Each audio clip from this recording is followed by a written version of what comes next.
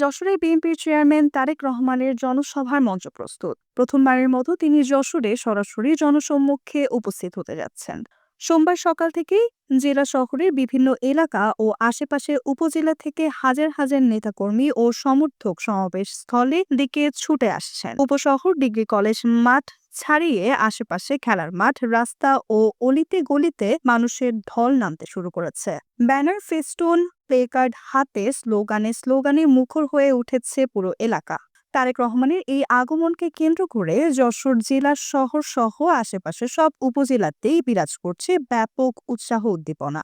দলীয় নেতাকর্মীরা বলছেন এটি হবে যশোরের রাজনৈতিক ইতিহাসের অন্যতম বৃহত্তম জনসভা। দীর্ঘদিন পর দলের শীর্ষ নেতাকে সামনে থেকে দেখার সুযোগ পাওয়া সাধারণ সমর্থকদের মাঝেও দেখা দিয়েছে বাড়তি উচ্ছ্বাস।